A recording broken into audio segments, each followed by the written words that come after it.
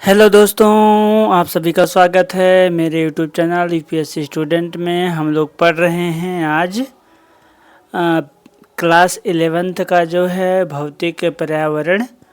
तो भारत का भौतिक पर्यावरण क्लास 11th। हम चैप्टर आज 2 देखेंगे। हमने चैप्टर 1 जो हम लोग देख चुके हैं। हम शॉर्ट में बताएंगे, हमको बहुत डीप में नहीं जाना है ना, शॉर्ट में बताएंगे। इसके अलावा क्योंकि हमारा ये रिवीजन चल रहा है और हम जो भी 11th क्लास के बच्चे होंगे वो भी पढ़ सकते हैं। एग्ज़ाम पॉइंट ऑफ व्यू से हम बताएंगे कि एग्ज़ाम में कहाँ कहाँ से आ सकता है, वही चीज़ें हम बताएंगे, ठीक है।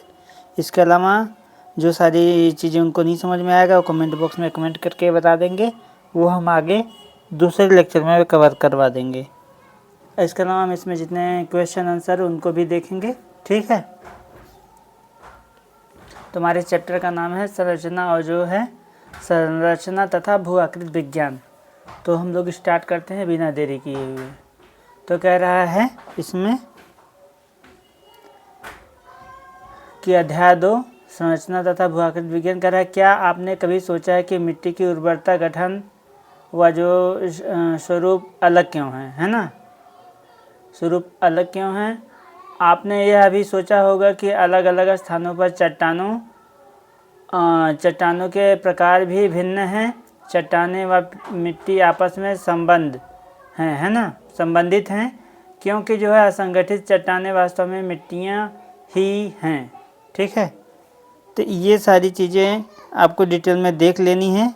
हम यहाँ पे स्टार्ट कर देते हैं कवर करवाना। तो इस जो है संरचना तथा भू आकृति विज्ञान से हम इसमें देखेंगे जो है मुख्य रूप से जो पृथ्वी की संरचना कैसे हुई, प्लेट विवर्तन की, और जो है भारत के जो भौतिक विभाजन की चर्चा की गई है ना। आपको हम इसमें जो है आसान भाषा में समझा देते हैं इसमें क्या क्या है। तो मिट्टी और चट्टानों से भिन्नता क्यों हो, तो ये चीज़ें इसमें कही जा रही है ना। तो इसमें कहा जा रहा है कि अलग अलग स्थानों पर जो है मिट्टी और चट्टानों के अलग अलग प्रकार होते हैं, ठीक है। अलग अलग स्थानों पर है ना मिट्टी और में अलग अलग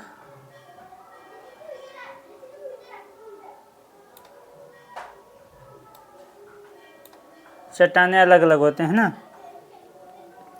तो उसमें कह रहा है कि कारण ये होता है कि भूगर्भिक है ना, जो भूगर्भिक संरचना और जो है चट्टानों की प्रकृति के कारण होती है। ऐसा इसलिए होता है कि भूगर्भिक संरचना अलग अलग है और चट्टानों की प्रकृति अलग है, इसी वजह से। दूसरा पॉइंट हम इसमें ये है कि जैसे हम बता सकते हैं कि पृथ्वी की जो आयु है लगभग वो 46 करोड़ वर्ष है ना। पृथ्वी अनुमान जो है वर्तमान अनुमान के अनुसार जो है पृथ्वी की आयु कितनी है, तो वो जो है आयु लगभग जो है 46 करोड़ वर्ष। इतने लंबे समय में जो अंतर्जात व बहिर्जात बलों से ना अनेक परिवर्तन भी हुए हैं, है ना। और इतने लंबे समय से अंतर्जनिक और जैसे अंतर्जनिक जो प्रक्रियाएं हुई, जिसमें जैसे हम देख सकते हैं कि भूकंप आया होगा, ज्वालामुखी आई होगी, है ना। और बाहरी बल भी कई बाहरी बल भी काम किए होंगे, है ना। जिसमें हम जो है देखते हैं कि जो है हवाएं चलती हैं, तो हवाएं का भी कार्य हो सकता है। पानी, हिमनद से जो धरातल में परिवर्तन होता रहता है। ऐसे ही अरावली पर्वत देखो आप, आज का छट के कितना छोटा हो गया। पहले कितना ये पर्वत सीना तान के खड़ा रहा होगा, आज ही सीना तान के खड़ा है, लेकिन आज इसकी हाइट देखो धीरे धीरे घिसती चली गई है। तो बारिश के कारण जो है धीरे धीरे इसके जो सेडिमेंट्स है वो धीरे धीरे छटते कम हो जाते हैं। अब हम जो है आगे इसमें देखेंगे प्लेट विवर्तनिकी की बात की गई है ना।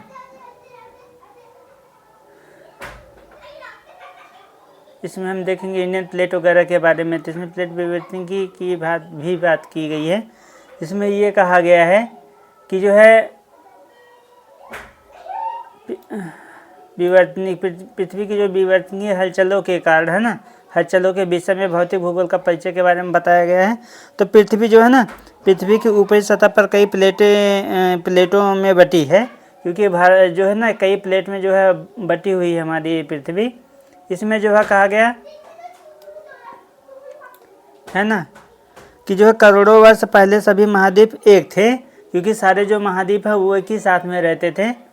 अब बाद में वो जो उनकी संकल्पनाएं हैं, जैसे जब एक ही साथ में रहते थे तो उनको पंजिया कहा जाता था, पंजिया। और बाद में ये प्लेटें जो है ना टूट कर जो है अलग अलग जो है दिशाओं में खिसक कर, है ना, खिसकने लगी। तो भारतीय प्लेट जो है ना उत्तर की ओर बढ़ी और एशियाई प्लेट से जो है टकराई। इस टकराव से जो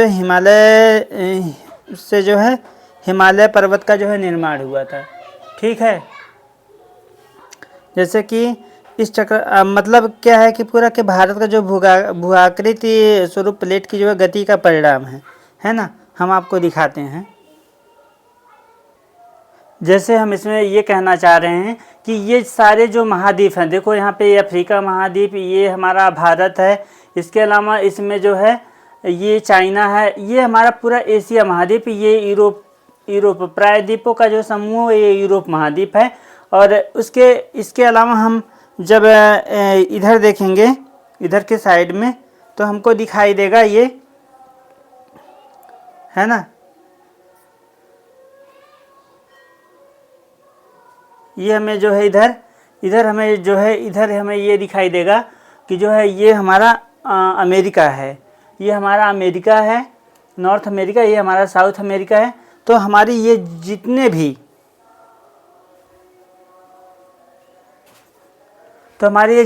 जो है प्लेटें हैं, ये सारे प्लेट जो है, ये प्लेटें जो है आपस में जुड़े हुए थे पहले एक ही जगह ये सारे प्लेट जो है एक ही जगह जो है ये जुड़े हुए थे।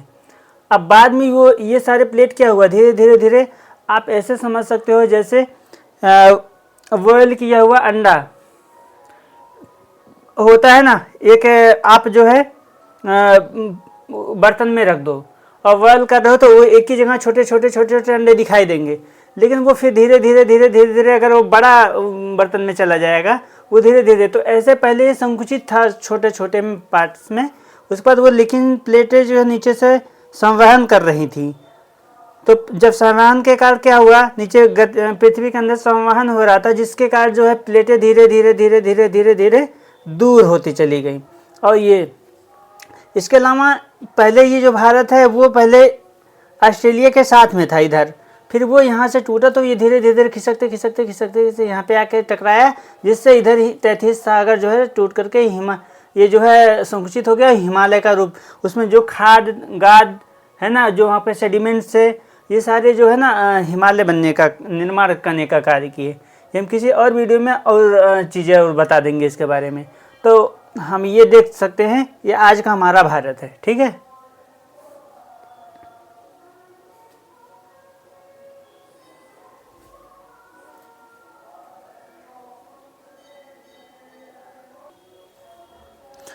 अब हम इसमें देखेंगे आगे, जैसे ऑस्ट्रेलियन प्लेट दक्षिण पूर्व जो है, ऑस्ट्रेलियन जो प्लेट है वो दक्षिण पूर्व की तरफ गई और इंडियन प्लेट उत्तर दिशा की तरफ खिसकने लगी, है ना। तो दक्षिण पूर्व की तरफ देखो ऑस्ट्रेलिया खिसक के गई है, और जबकि जो हमारी इंडियन प्लेट है वो उत्तर की तरफ खिसकती चली गई, है ना, वो खिसकता। अब देखो इधर जो है मेडागास्कर की तरफ जो है वो भी जो है जो प्लेट है, तंजानिया है ना, केन्या, इथोपिया, सूडान, इसके बीच से एक दरार फट रहा है, और ये इसको अलग करते हुए ना अब एक और इधर से ही कटेगा। तो ये ऐसा कहा जाता है कि आने वाले कुछ सालों में, आने वाले 400-500 सालों के बाद ये जो है ना कट करके इंडिया की तरफ आएगा भाग करके। ठीक है, आगे में हम देखेंगे कह रहा है, बताया जा रहा है जैसे इसमें, हाँ, भारतीय उपमहाद्वीप की बात है ना। तो इसमें का भारत के जो है 3 प्रमुख भौतिक विभाजन थे।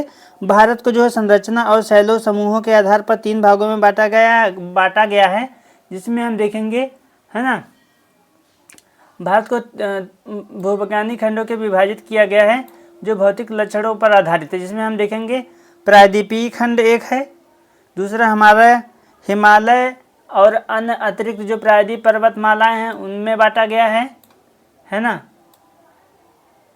और हमारा तीसरा जो है सिंधु गंगा ब्रह्मपुत्र मैदान में जो है बांटा गया है।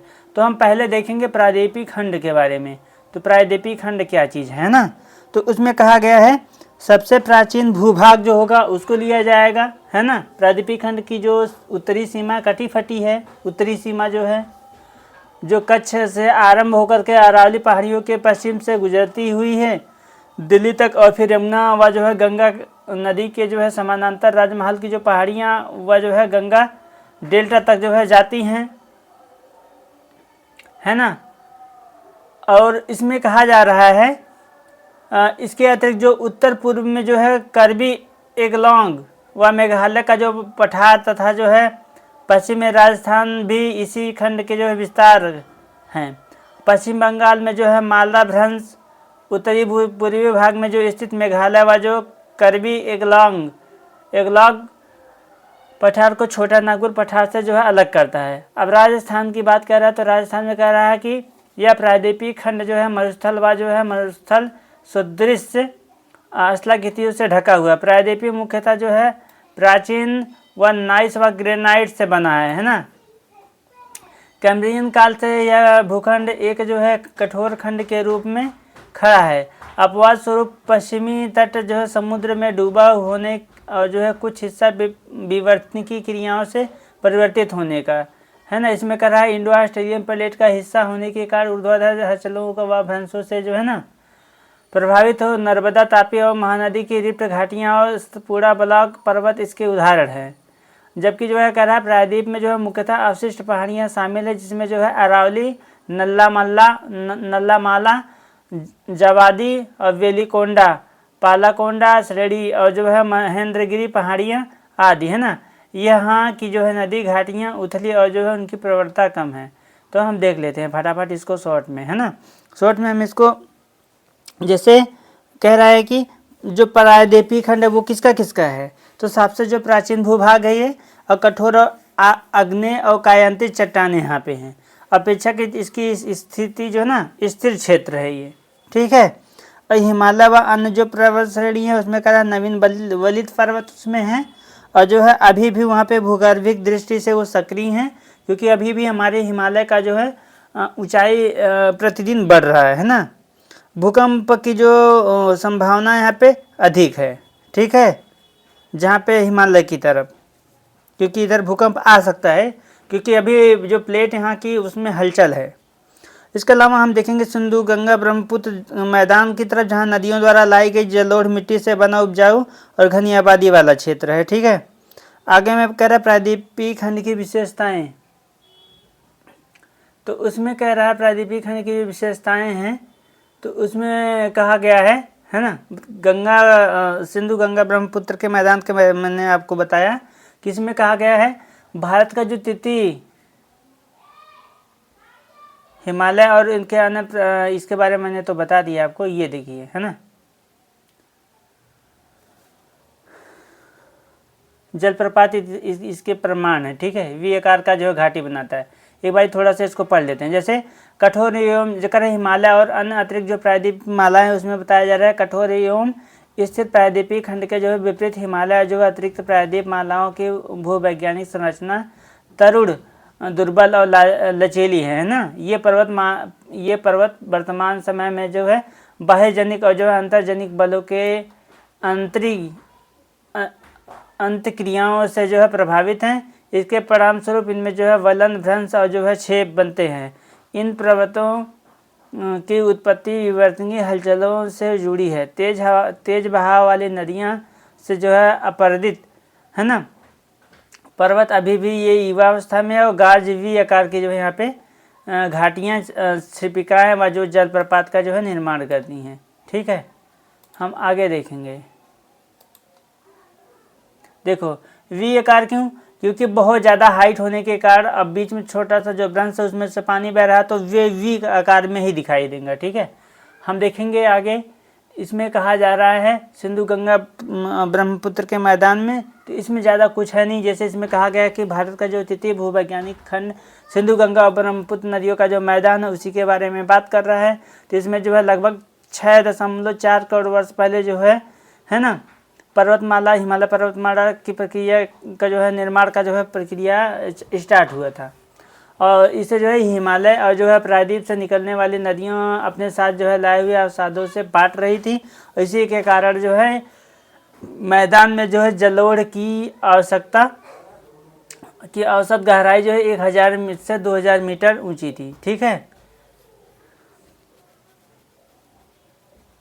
कहने का मतलब जब ये जैसे यहाँ पे जब ये भारत था, है ना, पहले हमारा भारत तो ऐसा था, ये प्रायद्वीप था, अब ये हिमालय थे।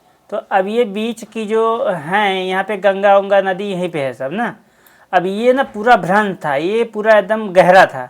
तब यहाँ से जब हिमालय पर्वत ये बना था तो यहाँ से जब नदियाँ आती थी तो इसी में आकर के गिर जाती थी, और इधर से जो भी नदी होते थे इधर से सारा कुछ इसी में जाके गिरता था।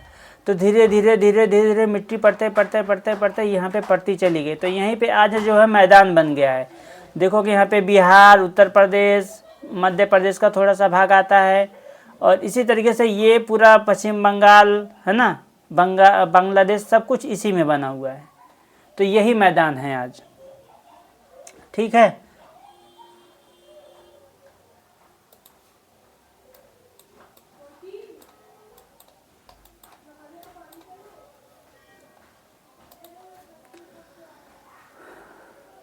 कह रहा है कि इसमें नदियों द्वारा लाई गई जो जलोढ़ मिट्टी से ये पूरा ये भर गया धीरे धीरे, और यहाँ पे तभी यहाँ पे देखो सारी नदियाँ हैं ना, अब वो धीरे धीरे सागर में जाके गिरने लगी, पहले यहीं पे गिरती थी सारी नदियाँ। उपजाऊ और जो है घनी आबादी वाला क्षेत्र, उपजाऊ और घनी आबादी वाला क्षेत्र भी यहीं पे सबसे ज़्यादा है, क्योंकि जब नदी यहाँ पे हो गई तो यहाँ पे जैसे बड़े बड़े सिविलाइजेशन भी, जैसे देखो आप सिंधु नदी की तरफ जो है आकर के हड़प्पा सभ्यता, उसके बाद फिर जो है पहले सिंधु नदी दोआब की तरफ, उसके बाद गंगा घाटी दोआब की तरफ लोगों ने प्रस्थान किया, जब वहाँ पे चीज़ें बदली, है ना, और बहुत बड़े घने जंगल भी होते थे, वो धीरे धीरे समाप्त होने लगे, लोग रहने लगे और काट के उसको हटाने लगे। भू आकृति की बात कह रहा है इसमें,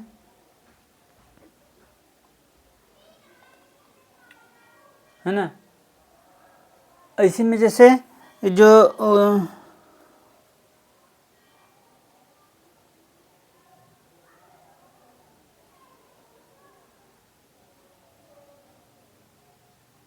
इसके अलावा प्रायद्वीपीय खंड में जो विशेषताएं हैं उसमें ये हम देख सकते हैं, जैसे उत्तर पश्चिम में अरावली से शुरू होकर जो है दक्षिण तक फैला था, और मेघालय का पठार जो है कार्बी आंगलोंग, है ना, भी जो है इसका हिस्सा था। राजस्थान में जो है मरुस्थलीय क्षेत्र भी इसी भाग में आता था। यह जो है प्राचीन और कठोर चट्टान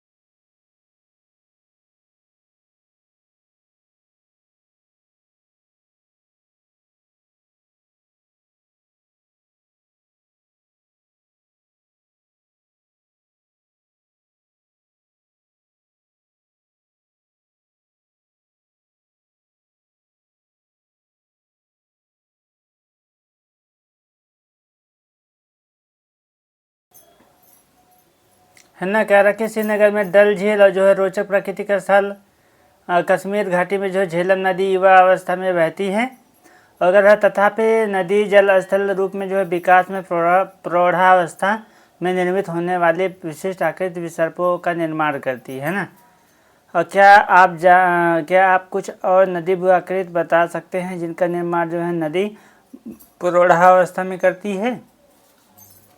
प्रदेश में जो है दक्षिण भाग में अनुदैर्घ्य घाटियाँ पाई जाती है जिन्हें दून कहा जाता है। इनमें जो है जम्मू दून और जो है पठानकोट दून प्रमुख है।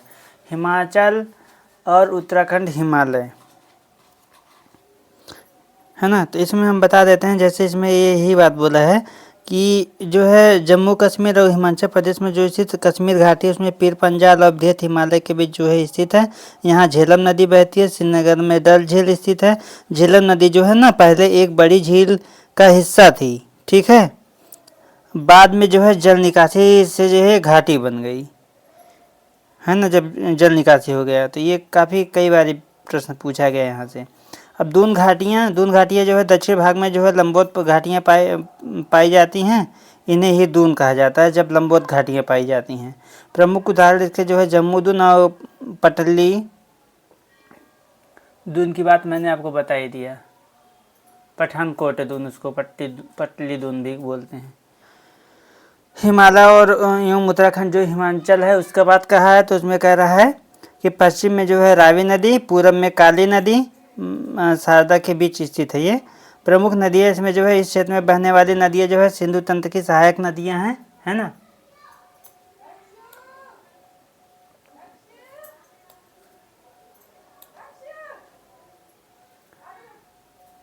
ठीक है, सहायक नदियाँ कह रहा है इसमें जो है सिंधु तंत्र की जो सहायक नदी है उसमें रावी, ब्यास, सतलुज, और गंगा तंत्र की जो सहायक नदियाँ उसमें गंगा है, देखिए, है ना।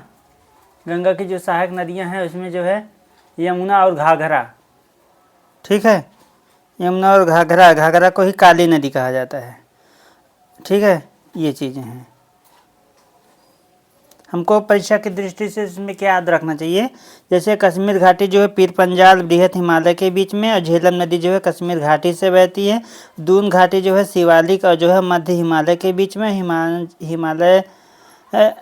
हिमाचल उत्तराखंड हिमालय में जो है रावी और काली नदी के बीच में, है ना। ये इसके बाद हम आगे देखेंगे।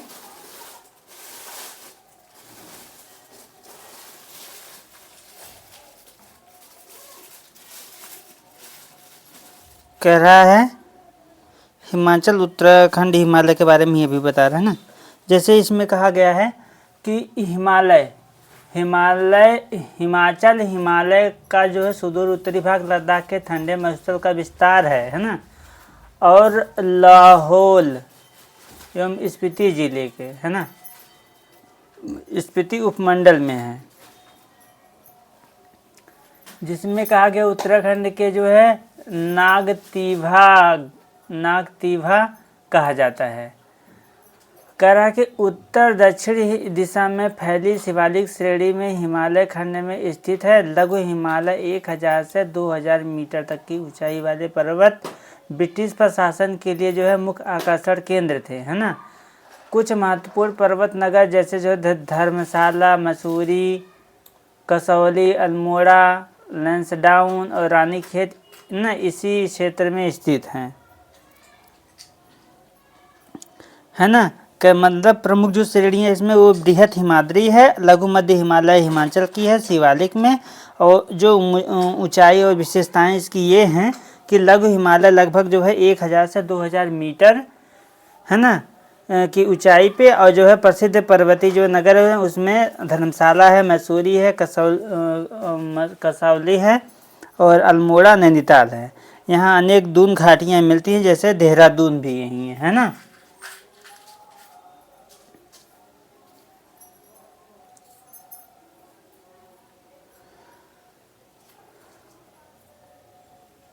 तो इसमें आगे कह रहा है, जैसे बताया गया है शिवालिक शब्द की उत्पत्ति जो है देहरादून के नज़दीक ना शिवावाला में पाए जाने वाली एक भूगर्भिक संरचनाओं से जो है हुई थी। किसी समय यहाँ जो है इम्पीरियल सर्वे का जो है मुख्यालय स्थित था, जो बाद में अस्थायी रूप से देहरादून में स्थापित हुआ, इसी को बोल रहे हैं। तीर्थ व प्रयाग यहाँ पे भी हैं, यहीं पे तीर्थ और प्रयाग भी यहीं पे हैं जिसमें जो है गंगोत्री, यमुनोत्री, केदारनाथ, बद्रीनाथ, हेमकुंड साहिब, है ना। 5 प्रयाग नदी संगम, जैसे देव प्रयाग, रुद्र प्रयाग, कर प्रयाग, नंद प्रयाग, विष्णु प्रयाग, है ना। परीक्षा में ये पूछ सकता है कि दून घाटियाँ कहाँ बनती हैं, तो ये बता सकते हो कि शिवालिक और जो है लघु हिमालय के बीच में, ठीक है। इसमें बता दे कि जो है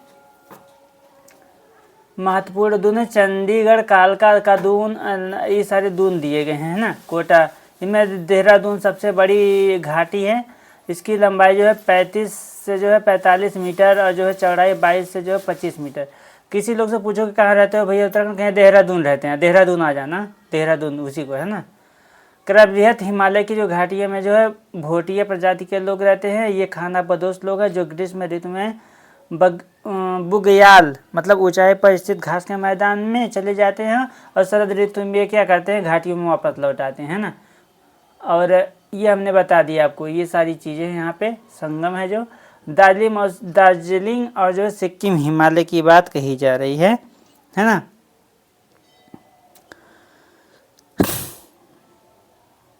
शिवालिक श्रेणी के बारे में एक बार हम देख लेते हैं, शिवालिक श्रेणी है क्या।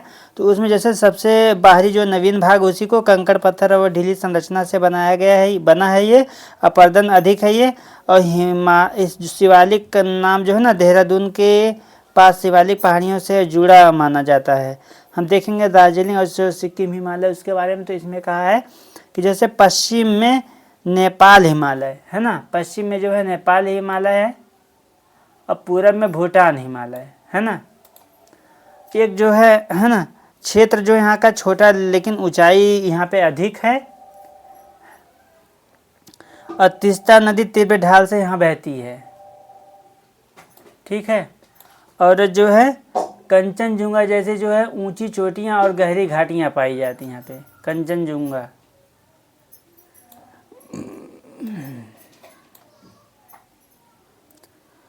ऊंची चोटियाँ व गहराइयाँ, यहाँ जो है मिश्रित जनसंख्या रहती है, जैसे जो है नेपाली भी रहते हैं, बंगाली, ये सब पाए जाते हैं। जलवायु व मिट्टी यहाँ ना चाय उत्पादन में जो है अनुकूल, दार्जिलिंग चाय प्रसिद्ध भी है बहुत, ठीक है।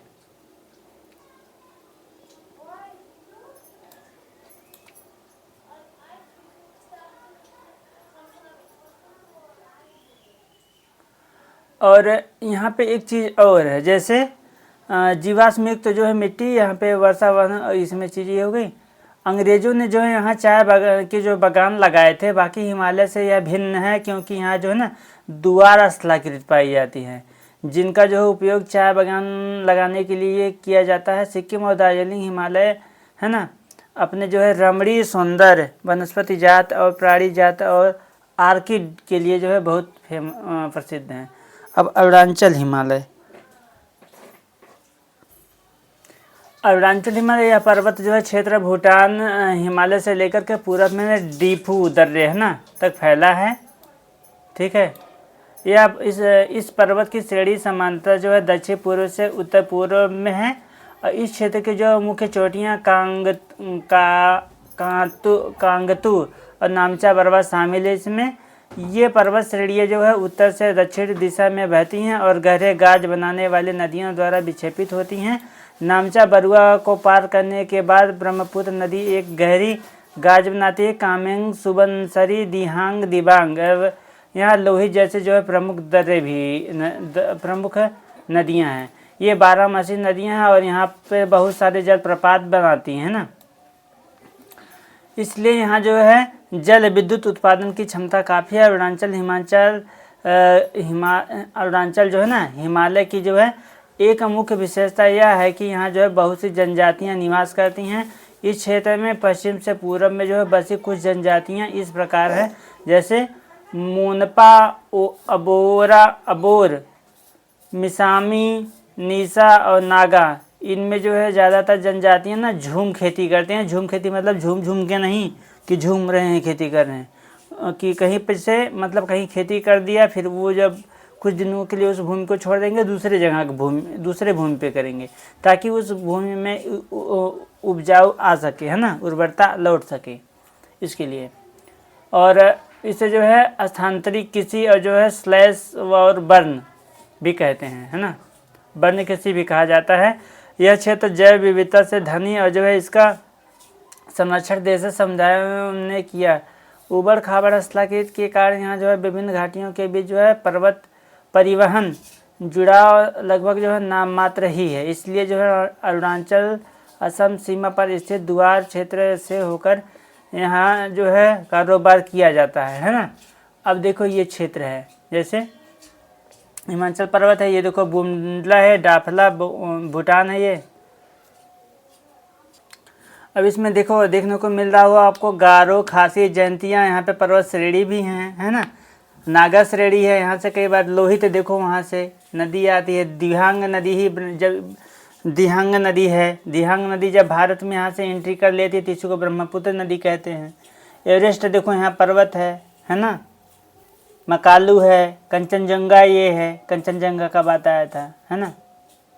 कोसी नदी है, देखो गंडक नदी है, गंगा नदी में आकर के मिल रही है, तीस्ता नदी है, ठीक। पश्चिम बंगाल, मिजोरम श्रेणी है, नागा श्रेणी है, नागालैंड में मिजो श्रेणी, मिजो जनजाति भी होते हैं।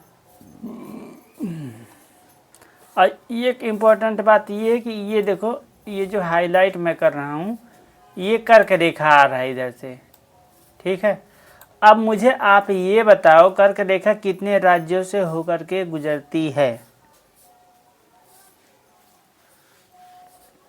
चलिए आगे देख लेते हैं, हम लोगों ने यहाँ तक देख लिया था ना। तो इसमें हाँ किया जा सकता है कारोबार, कर रहा है कि जो है पूर्वी पहाड़ियाँ और जो पर्वत की बात कर रहा है, तो पूर्वी पहाड़ियाँ और पर्वत में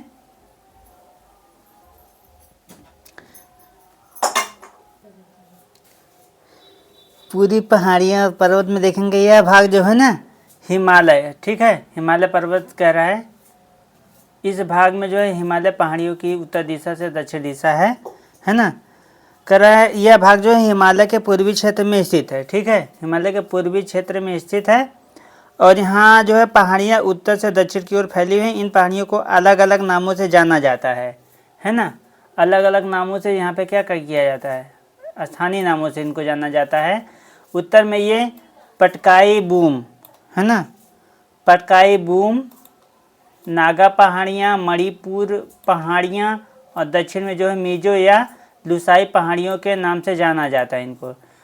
एक नीची पहाड़ियाँ का क्षेत्र है जहाँ जो है अनेक जनजातियाँ झूम-ओवा स्थानांतरी जो है खेती करती हैं। यहाँ जो है ज़्यादातर पहाड़ियाँ छोटे बड़े नदी नालों द्वारा अलग होती है ना। बराक मणिपुर और मिजोरम की एक मुख्य नदी है बराक, ठीक है, बराक हम दिखा देते हैं आपको, इसी में अभी था।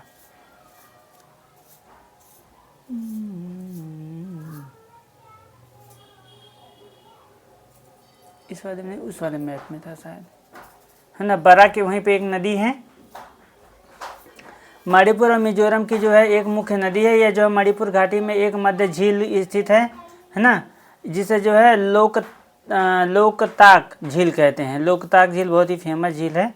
यह जो है चारों ओर से पहाड़ियों से घिरी है। मिजोरम इसे जो है मेलेसिस बेसिन भी कहा जाता है। मृदुल और जो है असंगठित चट्टानों से बना है। नागालैंड में बहने वाली ज़्यादातर नदियाँ ब्रह्मपुत्र नदी की सहायक नदी है। मिजोरम और जो है मणिपुर की दो नदियाँ बराक नदी की सहायक नदियाँ हैं, जो मेघना नदी और जो है एक सहायक नदी है ना, जो मेघना नदी की एक सहायक नदी है। मणिपुर की जो है पूर्वी भाग में बहने वाली नदियाँ चिंदविन नदी की सहायक नदियाँ, जो म्यांमार से बहने वाले जो है इरावदी नदी की एक सहायक नदी है, ठीक है। देखो इसमें बता देते हैं हम आपको कि जो है ना मेन, जैसे कि इन पहाड़ियों में अलग अलग नामों से जाना जाता है इनको, जैसे नागा पहाड़ियाँ, मणिपुर पहाड़ियाँ, मिजो या लुसाई पहाड़ियाँ उसी को बोलते हैं। इस क्षेत्र में जैसे कई जनजातियाँ रहती हैं, यहाँ जो है झूम खेती करती हैं, स्थानांतरित खेती, इसको हमने अभी आपको दिखाया। अब आ जाता है हमारा अगला उत्तरी भारत का मैदान, ठीक है। इसमें कहा गया है कि उत्तरी भारत का मैदान जो है सिंधु, गंगा और ब्रह्मपुत्र नदियों द्वारा जो है ना बहा करके जो निक्षेप लाए गए थे जलोढ़, उसी में ये स्थित हैं। इस मैदान की पूर्वी से पश्चिम जो लंबाई है 3200 किलोमीटर और जो है औसत चौड़ाई जो है 150 से 300 किलोमीटर जो है जलोढ़ निक्षेप की अधिकतम गहराई 1000 से 2000 मीटर है, क्योंकि अभी हमने पहले ही पढ़ा है इसके बारे में, है ना। अब उत्तर से दक्षिण में इन मैदानों को जो है 3 भागों में बांटा जा सकता है, भाबर, तराई और जो है जलोढ़ मैदान। जलोढ़ मैदान को जो है 2 भागों में बांटा जा सकता है, खादर और बांगर, है ना। खादर मिट्टी और बांगर मिट्टी क्या होती है, इसके बारे में कोई बता सकता है क्या? कमेंट बॉक्स में बताना। और कह रहा है भाबर जो है 8 से 10 किलोमीटर चौड़ाई वाली पतली पट्टी जो शिवालिक गिरिपाद के समानांतर जो है फैली हुई है। परिणाम जो है हिमालय पर्वत श्रेणियों से बाहर निकलती नदियां यहाँ पर जो है भारी जलभार जैसे जो है बड़े सैल और जो गुलास में जमा कर देती हैं और कभी कभी ना ये स्वयं लुप्त हो जाती हैं। भाबर और जो है दक्षिण में तराई क्षेत्र में जिसकी जो चौड़ाई 10 से 20 किलोमीटर है। भाबर क्षेत्र में लुप्त नदियाँ इस प्रदेश की जो है धरातल निकल कर प्रकट होती हैं।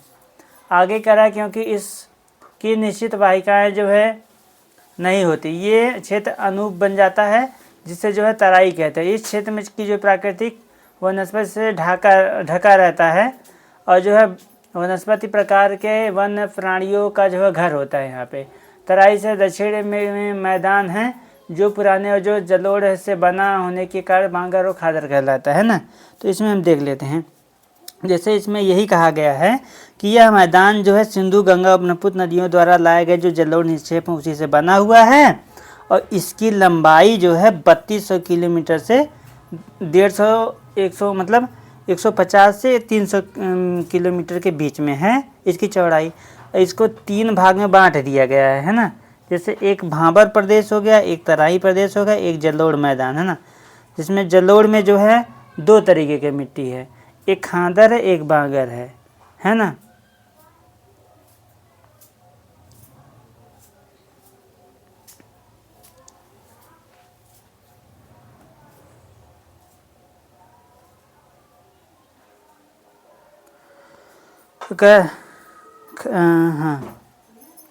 इसके अलावा इसमें कहा गया है जो है यहाँ नदियों की जो ग्रहण अवस्था में जो है ना बनने वाले स्थलाकृति जैसे जो है बालू रोधिका है ना।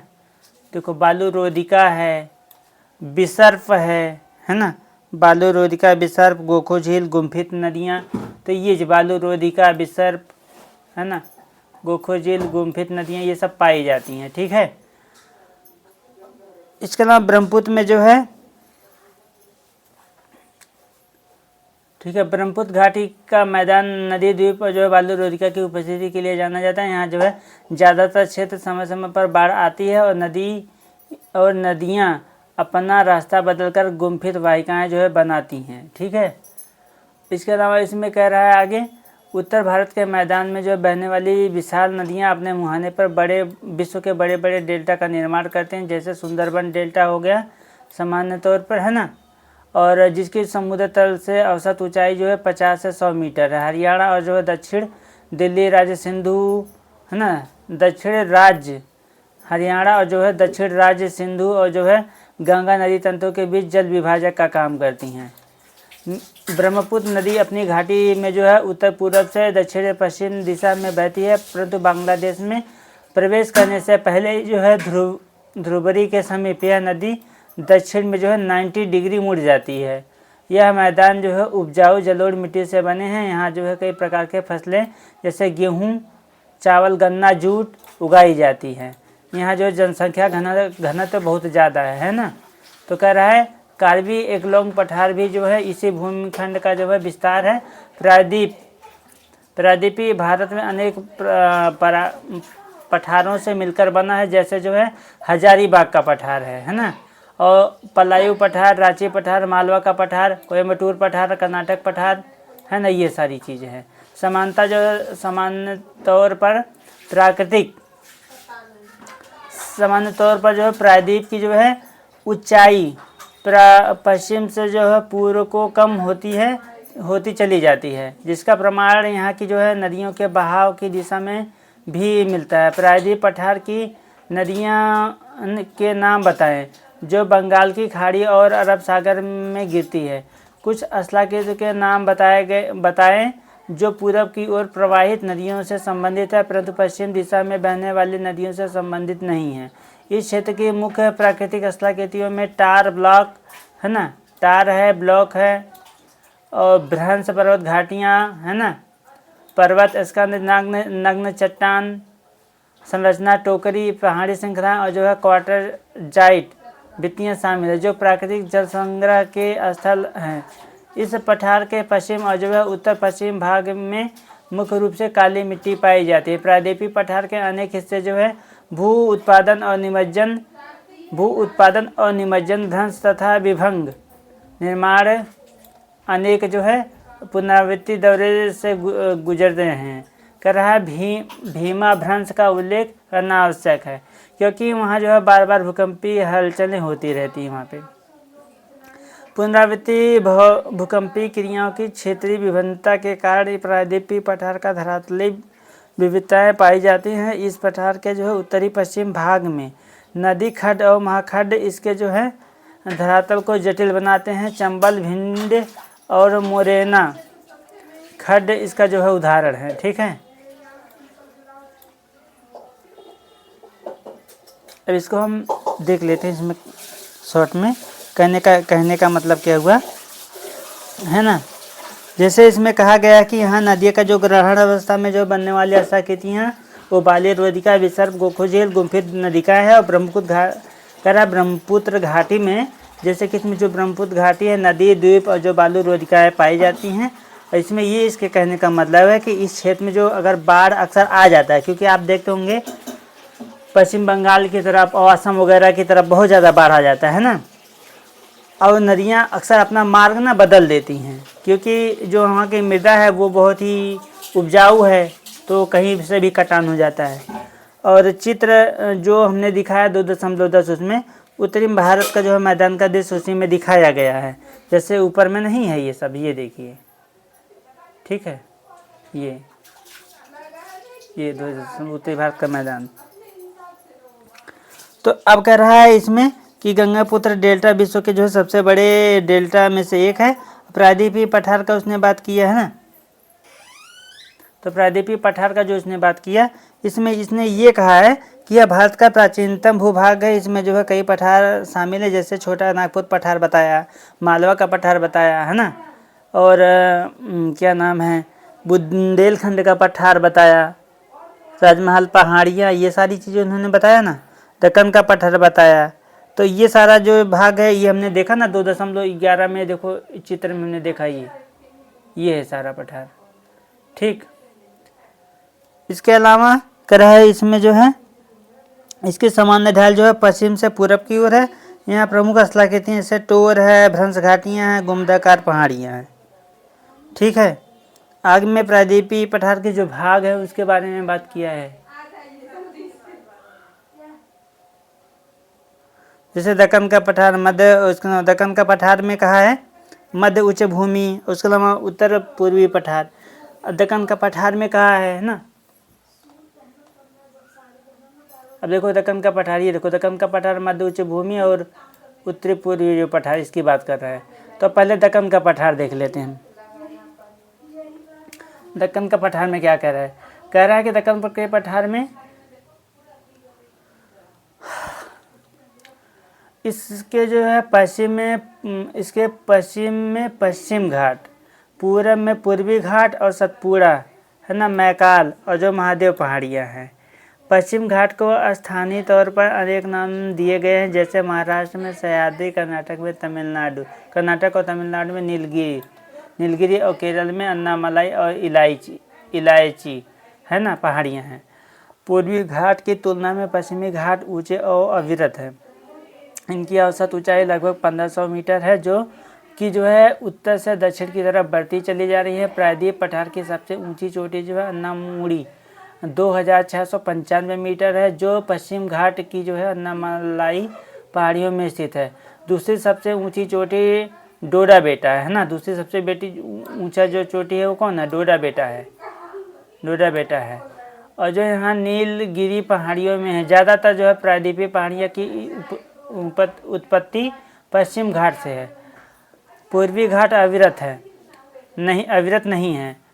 और जो है महानदी गोदावरी, कृष्णा और कावेरी नदियों का अपरदित है। यहाँ की कुछ जो है मुख्य श्रेणियाँ जावादी पहाड़ियाँ, पालकोंडा श्रेणी, नल्ला माला पहाड़ियाँ, महेंद्रगिरी पहाड़ियाँ हैं। पूर्व और पश्चिम घाट नीलगिरी पहाड़ियों के आसपास मिलते हैं, है ना। कहने का मतलब इसके ये है कि जो है महाराष्ट्र में सह्याद्री, कर्नाटक में तमिलनाडु और नीलगिरी, और जो है केरल में अन्नामलाई पहाड़ियाँ स्थित है ना। तो इनके अपने स्थानीय नाम दिए गए हैं, ठीक है। इससे घबराने की कोई बात नहीं है। मतलब पश्चिम में पश्चिमी घाट और पूर्व में पूर्वी घाट है। पश्चिम घाट में ये तो मैंने बता दिया। पश्चिम घाट की जो औसत ऊंचाई इसमें बताया है कि जो है 1500 मीटर है। जब सबसे ऊंची जो चोटी अनाई मोड़ी है उसकी बताया है कि 2695। इसमें जो है नीलगिरी क्षेत्र आता है ना, नीलगिरी। और यहाँ की जो प्रमुख नदियाँ उसका भी बात करें कि जो है वहाँ की जो प्रमुख नदियाँ हैं प्रायः वो क्या करती हैं, पूरब से ना पूरब की ओर बहती हैं। जिसमें गोदावरी नदियाँ हैं, कृष्णा कावेरी नदियाँ, वो कहाँ बहती हैं? पूरब की दिशा में। इसके बाद अब हम देखेंगे अगला हमारा है मध्य उच्च भूभाग।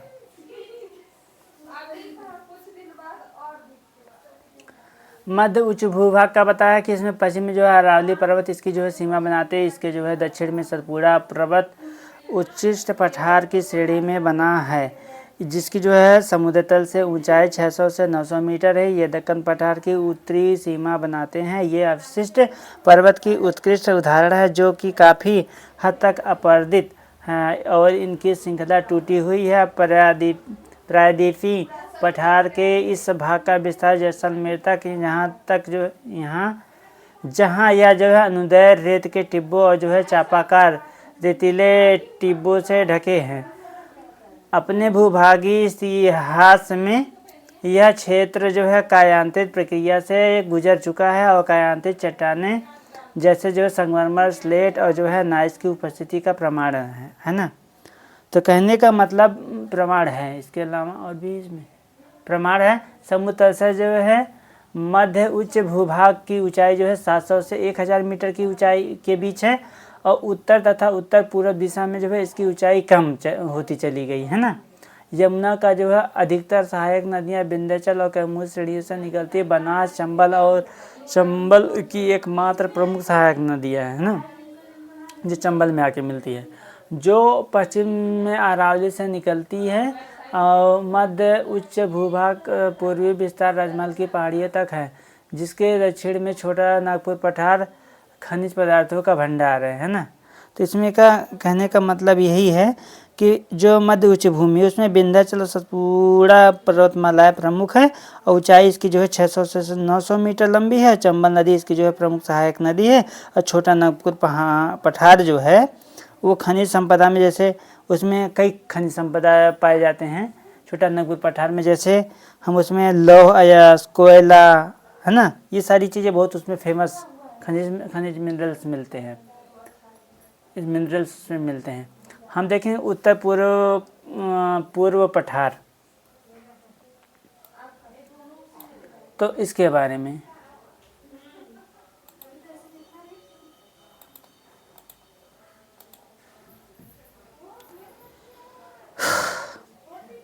उत्तर पूर्व पठार में हम देखेंगे तो वास्तव में कह रहा है यह प्रायद्वीपीय पठार का ही एक विस्तारित भाग है।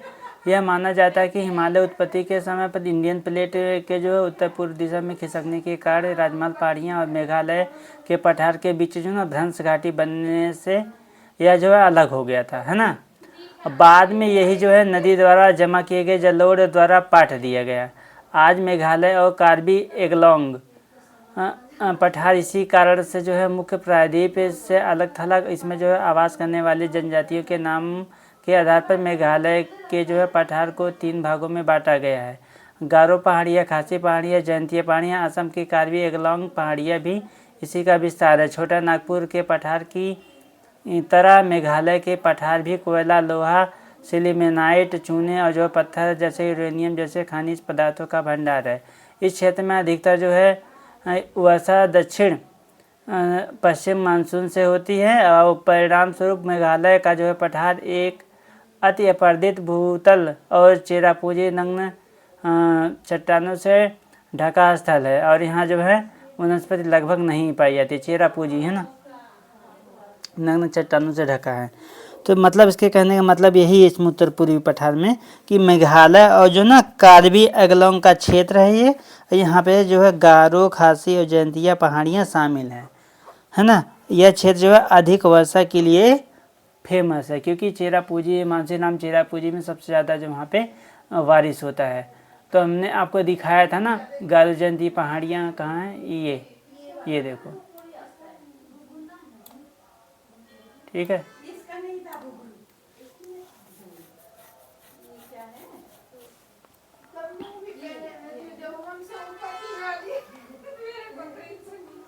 हम देखेंगे भारतीय मरुस्थल के बारे में। तो भारतीय मरुस्थल में है ना, जैसे क्या करें, भारतीय मरुस्थल विशाल भारतीय मरुस्थल अरावली पहाड़ियों से जो उत्तर पूर्व में स्थित है। यह जो है एक उबड़ खाबड़ भूतल है जिस पर जो है बहुत से अंदर रेतीले टीले और जो है बरखान पाए जाते हैं। कह रहे हैं यहाँ जो है यहाँ पर वार्षिक वर्षा जो है 150 मिलीमीटर से कम होती है और जो है परिणाम स्वरूप यह जो है एक जो है शुष्क और जो है वनस्पति रहित क्षेत्र है। यहाँ इन्हीं जो है स्थलाकृतियों गुणों के कारण इसे जो है मरुस्थल के नाम से जाना जाता है। यहाँ माना जाता है कि मेसोजोइक काल में यह जो है क्षेत्र समुद्र का हिस्सा था, है ना। इसकी पुष्टि जो है अकाल में स्थित काष्ठ जीवाश्म पार्क में उपलब्ध प्रमाणों तथा जैसलमेर के जो है निकट ब्रह्मसर के आसपास के समुद्री निक्षेपों से होता है। मतलब काष्ठ जीवाश्म की आयु जो है ना लगभग 18 करोड़ वर्ष आंकी गई है। यद्यपि इस क्षेत्र की जो भूगर्भिक संरचना प्रायद्वीपीय पठार का विस्तार तथापि जो अत्यंत शुष्क दशाओं के कारण इनकी जो धरातलीय आकृतियाँ भौतिक अपक्षय और पवन क्रिया द्वारा निर्मित है। यहाँ की जो प्रमुख स्थलाकृति स्थानांतरित रेतीले टीले, छत्रक चट्टानें और जो है मरुद्यान है। ढाल के जो है आधार पर मरुस्थल को जो है 2 भागों में बांटा जा सकता है, सिंध की ओर ढाल वाला उत्तरी भाग और जो है कच्छ के रण की ओर ढाल वाला दक्षिणी भाग। यहाँ की जो अधिकतर नदियाँ जो अल्पकालिक होती हैं। मरुस्थल के जो है दक्षिण भाग में बहने वाली जो है लूनी नदी जो है महत्वपूर्ण नदी है। अल्पवृष्टि और जो है बहुत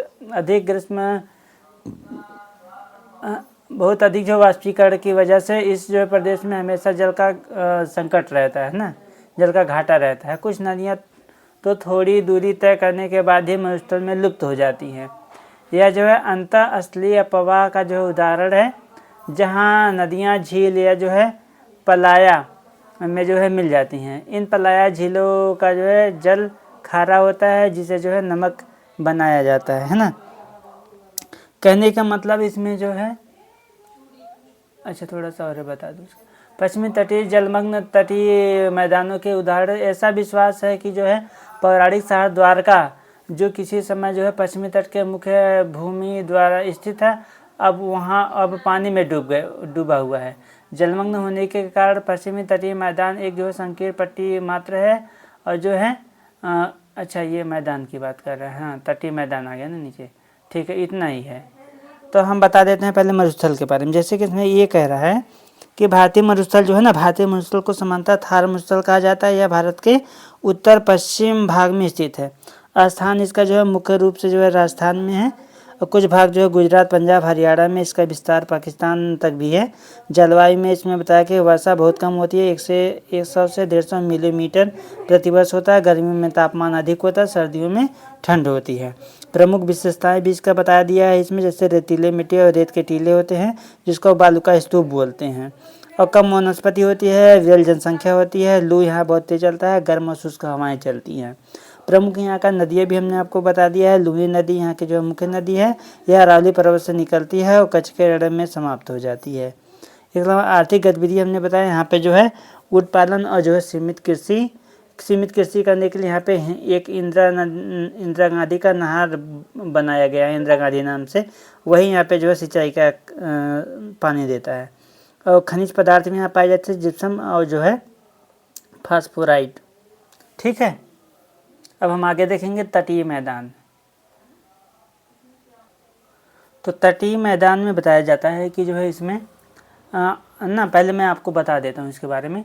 तटीय मैदान में आप पहले ही पढ़ चुके हैं कि जो है भारत की जो तट रेखा है बहुत लंबी है स्थित, और जो है सक्रिय भूआकृत प्रक्रियाओं के आधार पर तटीय मैदानों को 2 भागों में बांटा जा सकता है। इसमें करा पश्चिमी तटीय मैदान और पूर्वी तटीय मैदान। ठीक है, तो इसमें ये बताया गया है कि पश्चिमी तटीय मैदान जो है जलमग्न तटीय मैदानों के उदाहरण हैं। ऐसा विश्वास है कि जो पौराणिक शहर जो द्वारका है, जो किसी समय जो है पश्चिम तट द्वारा मुख्य भूमि पर स्थित था, अब वह ना पानी में डूब गया है। और जलमग्न होने के कारण पश्चिमी तटीय मैदान एक जो है संकीर्ण पट्टी मात्र है और पत्तनों एवं बंदरगाह विकास के लिए प्राकृतिक परिस्थितियाँ प्रदान करता है। यहाँ पर जो है स्थित प्राकृतिक जो बंदरगाह में से कांडला, मझगांव, जेएलएन, नवाहा, शोआ, मारमागोवा, मैंगलोर, कोचीन शामिल। यहाँ पे उत्तर में जो है गुजरात तट से जो है दक्षिण में केरल तट तक फैले पश्चिमी तटीय मैदान को निम्नलिखित भागों में विभाजित किया जा सकता है। गुजरात का कच्छ और कठियावाड़ा तट, महाराष्ट्र का जो है कोंकण तट और जो है गोवा तट, कर्नाटक तथा जो है केरल के जो है क्रमशः मालाबार तट। पश्चिम तटीय मैदान मध्य में संकीर्ण है, परंतु उत्तर और दक्षिण में जो है चौड़े हो जाते हैं। इस तटीय मैदान में बहने वाली नदियां डेल्टा नहीं बनाती। मालाबार तट की जो विशेष स्थलाकृत कयाल, जिसे जो है मछली पकड़ने जो है अंतःस्थलीय नौकायान के लिए जो है प्रयोग किया जाता है और पर्यटकों के लिए विशेष आकर्षण का केंद्र है। केरल में हर वर्ष प्रसिद्ध नेहरू ट्रॉफी वल्लमकाली मतलब नौका दौड़ का जो है यहाँ आयोजन होता है। पुन्नामदा कयाल में किया जाता है। पश्चिम तटीय मैदान की तुलना में पूर्वी तटीय मैदान चौड़ा है और उभरे हुए तट का जो है उदाहरण पूर्व की ओर बहने वाली और बंगाल की खाड़ी में गिरने वाली नदियां यहाँ जो है लंबे चौड़े डेल्टा बनाती हैं। इसमें महानदी, गोदावरी, कृष्णा और कावेरी का डेल्टा शामिल है। उभरा तट होने के कारण यहाँ जो है पतन और पोताश्रय कम है। यहाँ कह रहा है कि यहाँ पर जो है महाद्वीपीय शेल्फ की चौड़ाई 500 किलोमीटर है, जिसके कारण यहाँ पत्तनों और पोताश्रय का जो है विकास मुश्किल है। पूर्वी तट के कुछ पत्तनों का नाम बताइए, है ना। देखो इसमें बताया गया है, हम बता देते हैं थोड़ा सा। इसमें ये भी बताया गया 24 दिसंबर 2004 को अंडमान निकोबार द्वीप समूह एक प्राकृतिक आपदा ने यहाँ ना कहा ढार था। क्या आप इस आपदा का नाम बता सकते हैं और इससे प्रभावित बाकी क्षेत्रों की पहचान कर सकते हैं ना। तो इसके बारे में पूछा है, आप बता दो इसका कमेंट बॉक्स में। मैं आपको तटीय मैदान के बारे में बता देता हूँ डिटेल में। जैसे मैं आपको संक्षेप में ये समझा देता हूँ कि इसमें कहना क्या जाता है। इसके कहने का मतलब पश्चिम जो तटीय मैदान है उसमें जो है अरब सागर के जो किनारे वाली जो चौड़ाई है ना लगभग 10 से 80 किलोमीटर वही, और प्रमुख भाग इसमें कच्छ और कठियावाड़ तट है वो है, कोंकण तट है, कन्नड़ तट है, मालाबार तट। कोंकण तट महाराष्ट्र में, कन्नड़ तट कर्नाटक में, मालाबार तट केरल में। विशेषताएं इसकी बताएगी संकीर्ण और खड़ी ढाल है, मुहाने अधिक इसके, और बैक वाटर में जो है केरल में है, और प्राकृतिक बंदरगाह है। पूर्वी तटीय मैदान में हम देखेंगे जैसे बंगाल की खाड़ी है ना, खाड़ी के किनारे जो चौड़ाई वाले लगभग 80 से 120 किलोमीटर चौड़ा है इसका प्रमुख भाग जो है उड़ीसा तट है, आंध्र तट है, कोरोमंडल तट है।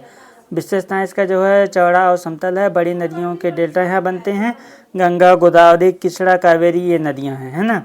चक्रवातों का जो है प्रभाव अधिक है यहाँ जो है ये चीज़ें हैं, ठीक है। तो पश्चिमी तट कैसा है, वो जो है संकीर्ण, जबकि पूर्वी तट चौड़ा है। मुहाने पश्चिमी तट के अधिक हैं, जबकि पूर्वी तट के जो है डेल्टा अधिक है यहाँ पे, और पश्चिमी तट की प्राकृतिक बंदरगाह है, जबकि जो है पूर्वी तट चक्रवात प्रभावित क्षेत्र है, ठीक है। अब हमारा आगे हम देखेंगे द्वीप समूह। द्वीप समूह हम आपको पहले बता देते हैं डिटेल में। इसमें कह रहा भारत में 2 प्रमुख द्वीप समूह हैं, एक बंगाल की खाड़ी और दूसरा अरब सागर में। बंगाल की खाड़ी में जो है द्वीप समूह में लगभग जो है 572 द्वीप हैं। ये द्वीप जो है 6 डिग्री उत्तर और जो है 14 डिग्री उत्तर नॉर्थ और 92 डिग्री ईस्ट से 94 डिग्री ईस्ट के जो है बीच रिची द्वीप समूह जो है लवरिंथ द्वीप। यहाँ के 2 प्रमुख द्वीप समूह हैं। बंगाल की खाड़ी के द्वीपों को 2 श्रेणियों में बांटा जाता है, उत्तर में अंडमान और दक्षिण में निकोबार द्वीप। समुद्र में जलमग्न पर्वतों का जो है हिस्सा है। कुछ छोटे द्वीपों की उत्पत्ति ज्वालामुखी से भी जुड़ी है। बैरन आइलैंड जो है, बैरन आइलैंड नामक भारत का एकमात्र जीवंत है ना, बैरन जो द्वीप है बैरन आइलैंड पे एक ना वहाँ पे जो है जीवंत ज्वालामुखी है, जो मतलब एक्टिव है। हमें वहाँ कभी भी ज्वालामुखी आ जाता है, हमेशा आता रहता है। तो निकोबार द्वीप समूह में स्थित है यह द्वीप जो है असंगठित कंकड़, पत्थरों और जो ग्लासम से बना है ना, पत्थरों और ग्लासमों से बना है। ठीक है, इसके बारे में छोटा सा डिटेल देख लेते हैं।